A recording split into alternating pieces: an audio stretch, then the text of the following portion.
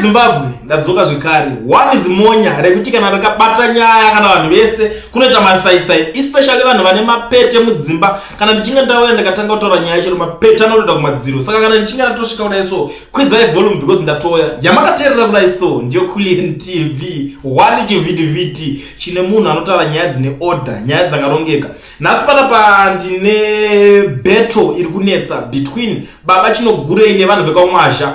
This guy nyaya yekuti vanzi Mwazha akamitisa iri kupisa mastreets iko zvinezvi. Saka tatichimbonzwisisa kuti Mwazha akamitisa papi, paakamitisa manga muripo here, ende Mwazha yacho akamitisa hanzvadzi yenyu here. Tichanyatsonzwisisa zvinhu zviripo. Inini, you know what, journalist manyama, mazi jongwa yaya, mazi hombe, anda kuti nyaya dzinakidze. Ndine one munhu akaita kuti nyaya dzenews dzitange kuteerereka zvinonakidza.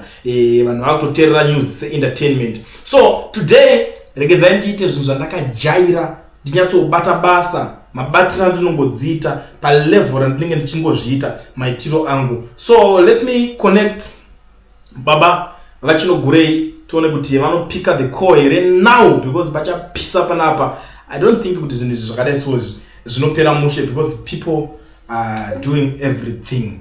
You know what? Hello Baba Chinogurei, welcome to the show. You are live on Kulian TV right now. Muri pachirongwa sangana nevateerere, mhoresai vateerere vasuwa voice renyu. It's been a while. Nguva yanga yare Baba.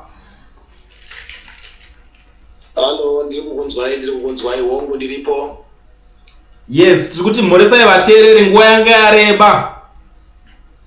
Aiwa, ndinofara isusu kuti tisapoinde vana veZimbabwe, tinomirira vana veZimbabwe kwete kumirira zvido zvedu. Saka tinoda kutenda nesapoti yamunotipa maZimbabwenzi uye nekuteerera kwamunoita kwese nechirongwa ichochi. Tiri kutenda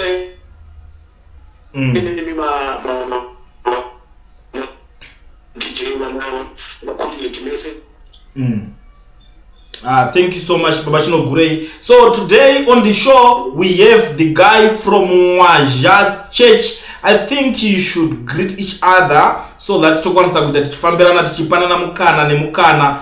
VekwaMwazha, mhoresai Baba Vachinogurei apa. Handizivi zita rangu hamunondudza kavekwaMwazha. Ndajara Baba Chinogurei because ndo vatinogara tinavo, ende ndo one munhu asara murevolution achiri kumira vanhu vese verevolution, vamwe vakatengwa but tasara naBaba Chinogurei chete. VekwaMwazha, mhoresai Baba Chinogurei tinzwa. Ndingatomhoresa mhuri yeZimbabwe kwemhoresa Baba Chinogurei. Baba Chinogurei havadi kumhoreswa because vari kutuka vanhu vaMwari. Vanhu vaMwari vapi? Baba Chinogurei hanzi mukutuka vanhu vaMwari, muri kuzvinzwa here? Akamuudza kuti vanhu vaMwari nevasiri vaMwari ndiani? Imimi vati dzimba itaurire kuti hanzi Mwazha akamitisa.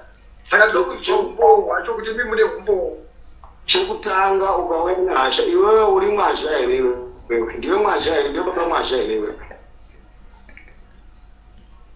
Ndosaka ndati imimi masindri imimi makati Mwazha akamitisa, toda umbohwa, toda zita remwana wacho akamitiswa kuti anonzani.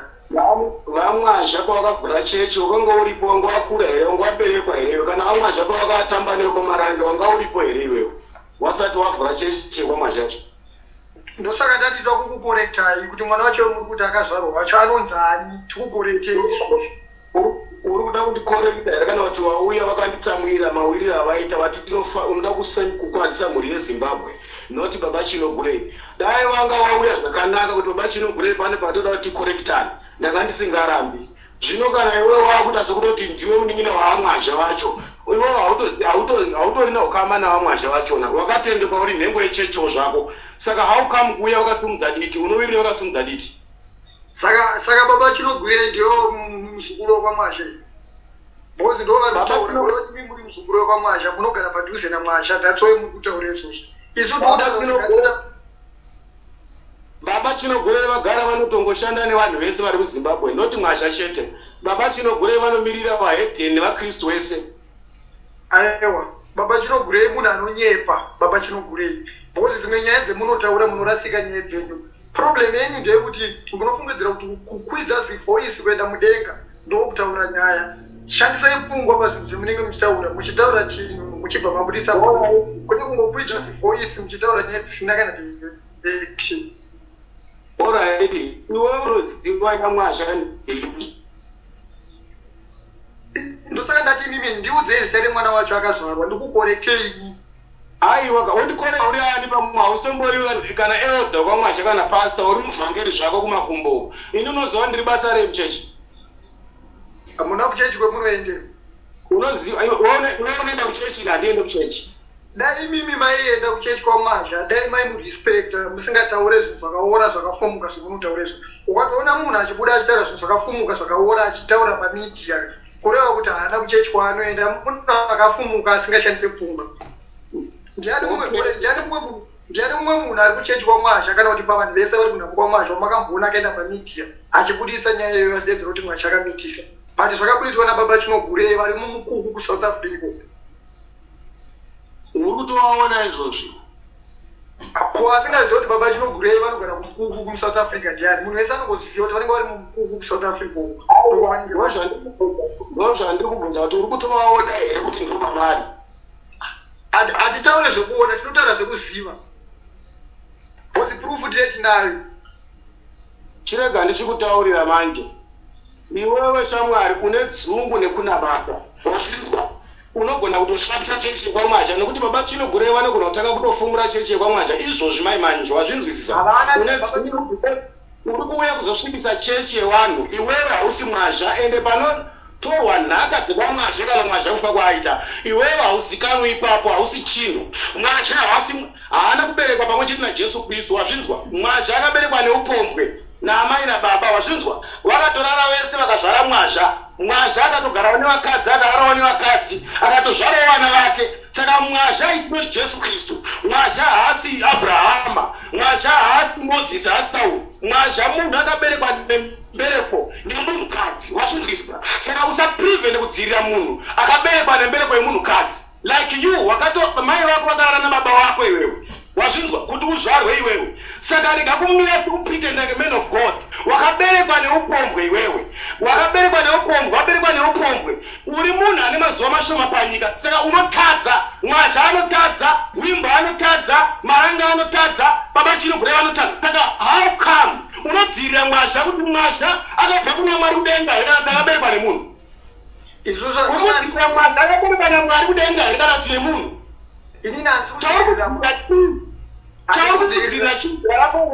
Zera rako raunaro iwewe maringe nemachechi ekunamata unoziva chii maererano nekuumisa kwaMwasha chechi iwewe? Ukava nhengo yeZanu-PF rega kutora Zanu kuita yako. Ukava nhengo yepaMwasha rega kutora nhengo kuita yako iwewe. Mwasha munhu wenyama wazvinzwa? Une zvakawanda zvakakanganisa mudharaunda kusanganisira kupolitics. Uchava nepolitics wazvinzwa? Hauna zvaunoziva iwe mhani iwe. Indoda kuziva zvakaputsa iwe. Mwasha zvaiti zvavana munakagwa zvawaenda kuzanu kuna Mwasha iwewe wakangochiwa waenda kwauri here iwewe? Wana unakagwa vanotamba newe here? Vanochidzana newe here iwewe? Unoziva isikiriti yaMwasha neZanu-PF iwewe? Mwana mudiki asi chaanoziva unomira kuti Baba Chinogure havanamati. Iwewe akakudza kuti unoenda kudenga ndiani? Akakudza kuti unonamata ndiani? Akakudza kuti iwe Mwari vakuziva ndiani? Sikireti yaMwasha neZanu unoizivira kupi iwewe? Sikireti yaMwasha nevanhu vekwaMaranga asati avamba Mwasha unoizivira kupi iwewe? Hakuna kuuya pamhepo uchitaura zvinhu zvisina nebasa wazvinzwa? Kujaja kuti tima hamunamata avanonamata. Unonamata kupi mwana mudiki iwewe? Unonamata kupi iwe? Ndatingatipanane nenguva yekutaura. Kupopola. Zera rako inguva ipi yaunotaura iwe? Wauya negati unonamata chechi. Mwasha paanga achidzidzana nanamunangagwa paanga achienda vana munangagwa every campaign vanoenda kunana Mwasha but vana Mwasha vanhu vaMwari. Vana munangagwa vanhu veropa mumaoko vanhu vekuparadza vanhu but Mwasha is a friendship with Zanu-PF. Is a friendship of Munangagwa. Iwe unopinda pakati peukama hwaMunangagwa naMwasha iwewe. Unogona kuzvikontrora here kana kugumisa. Unomisa Zanu-PF kubata Mwasha. Ngatipanane nenguva yekutaura. Unomisa Zanu here kuti ukama nekwaMwasha iwewe. Zera yako iwewe. Unogona kuuya kuzomisa Baba Chinogure kuzotura Baba Chinogure noti bene kusitendera kuzotura mai yako kuti musaka haijeke mutumbi waMwasha musahaijeke chechi kwaMwasha musakambere kucheche kwaMwasha kana kwaMarati wona Baba Chinogure yokutaura. Ngatipanane nenguva yekutaura. Nonsense but that's the way man. Unotaura uneproduct iwe. Unezere people that's the way. Zera kono enda mapisika kupuseti that's the way man. Unontaura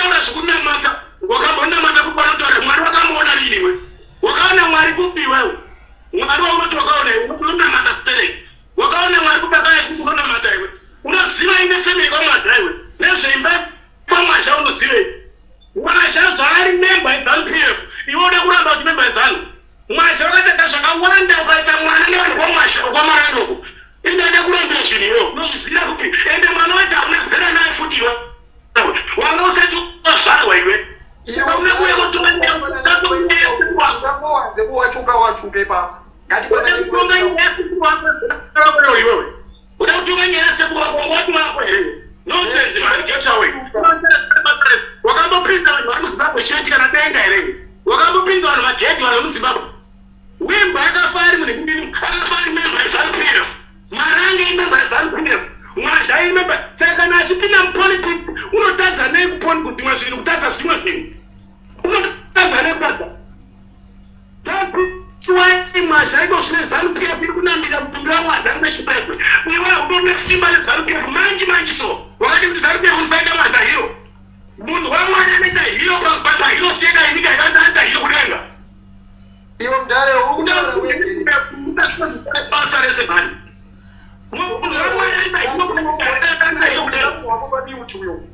nonsense man get away wazvinzwa vana vadikidiki vakumwa mapuzinebabeki vanhu sasei basa rese kumbe vaonekarea ungatuta zvamwazha zvipi zvamwatazvana mwazha iwe vakabatsira kuchechi vanhu vamwari vanokubatsiridza kushanda nebasa rekuparadza vanhu basa rekunyongaisa vanhu munyika semusemunanananhirinohwaro wakurovekereke vanokwana neZANU-PF outcome nonsense man that is rugby kule pisaivezo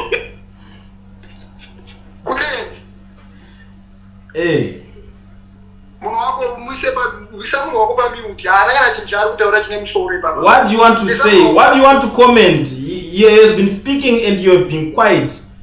Taurai tinzwi iko. Ndaisa pamute taurai tinzwi.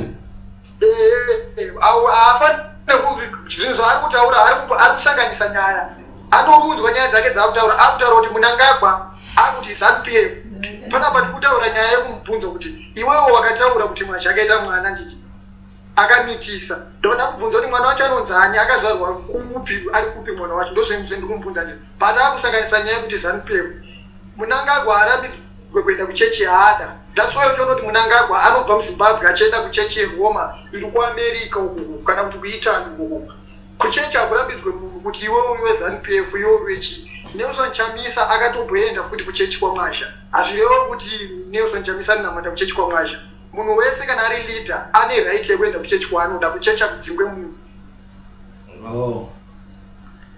anotambirwa handiti saka nyaya dzake dzaari kusanganisa ngaasasanganise nyaya ngatitaure nyaya iri paground kune nyaya dzekusanganisa kukwidza zivoisi uchisanganisa nyaya uchitaura mavhauka hakusi kutaura because vanhu vari kunzwa nyaya inoika vanhu vakuru vanhu vanoshandisa pfungwa havasi vanowadi aiwa nyaya tainzwa baba Chinogure vabva vatodzima saka ngatimbomira pana tozoenda part 2 tozotaura nezvenyaya yacho iyoyo. Have a good night. Right, muri Zimbabwe vanhu vachada kukatwa because handikwanisa kuzotindira pe mumwe munhu akutaura umwe asisipo zvoona kana vari tuka vange vachitaurirana ndini zvokuzonzi kulienda wakazopa munhu platform akusara achindituka ega no toda kuti kana vanhu vakatukana ngavatukana vega vakaonesana ngavaonesana vega zvamanje I rest my case but don't forget kuti 2028 Kulient for MP Kulient TV team VAT asi vanhu vachishamsika Kulient TV haichatsika saka subscribe wozolaika nechawana zvisapa nachichazosha everybody say Kulient yeah information is brilliant yeah everybody say Kulient